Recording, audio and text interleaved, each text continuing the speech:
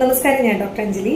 നിങ്ങൾക്ക് ഇപ്പോൾ ആർക്കെങ്കിലും നന്നായിട്ട് ദേഷ്യം വരുന്ന ആളുകളാണ്, പെട്ടെന്ന് ഇങ്ങനെ ആരെങ്കിലും എന്തെങ്കിലുമൊക്കെ പറഞ്ഞാൽ റിയാക്ട് ചെയ്യുന്ന ഒരാളുകളാണെങ്കിൽ, ആയുർവേദപരമായിട്ട് നമ്മൾ നോക്കുകയാണെങ്കിൽ ശരീരത്തിൽ പിത്തം നന്നായിട്ട് കൂടുമ്പോഴാണ് ദേഷ്യം നന്നായിട്ട് കൂടുക എന്ന് പറയും.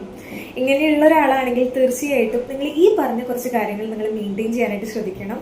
ഒന്നാമത്തെ കാര്യം എന്ന് പറഞ്ഞു കഴിഞ്ഞാൽ, കൂടുതലായിട്ട് നിങ്ങൾ ഭക്ഷണത്തിൽ ഫ്രൈ ചെയ്തിട്ടുള്ള കാര്യങ്ങൾ, ചായ, കോഫി എന്നീ പറയുന്ന കാര്യങ്ങൾ ധാരാളമായിട്ട് ഉൾപ്പെടുത്താണ്. സ്പൈസി, നന്നായിട്ട് എരിവും പുളിയുള്ള കാര്യങ്ങളൊക്കെ ധാരാളമായിട്ട് കഴിക്കുന്നവരാണെങ്കിൽ അതിനൊന്ന് മിതമാക്കാനായിട്ട് ശ്രദ്ധിക്കണം.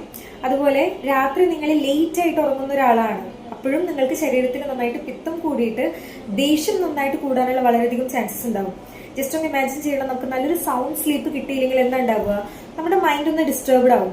അപ്പൊ നമ്മുടെ മുന്നിൽ ആരാണോ വന്നത് അപ്പൊ നമ്മൾ നന്നായിട്ട് റിയാക്ട് ചെയ്യാനായിട്ടാണ് നോക്കുക. അപ്പോൾ ലേറ്റ് ആയിട്ട് ഇങ്ങനെ ഉറങ്ങുന്ന ആളുകളാണെങ്കിൽ അതൊന്ന് പരിധി വരെ നന്നായിട്ടൊന്ന് കൺട്രോൾ ചെയ്യാൻ വേണ്ടി നിങ്ങൾ ശ്രദ്ധിക്കണം. അതുപോലെ മൂന്നാമതായിട്ട്, ധാരാളമായിട്ട് നോൺ വെജ് പോലെയുള്ള ചിക്കൻ, മട്ടൻ അതുപോലെയുള്ള കാര്യങ്ങൾ ധാരാളമായിട്ട് കഴിക്കുന്നവരാണെങ്കിലും ഒരു പരിധി വരെ കുറയ്ക്കാനായിട്ട് ശ്രദ്ധിക്കുക. ഞാൻ ഇങ്ങനെയല്ല പറയുന്നത് നിങ്ങൾ മുഴുവനായിട്ട് അവോയ്ഡ് ചെയ്യണമെന്ന്.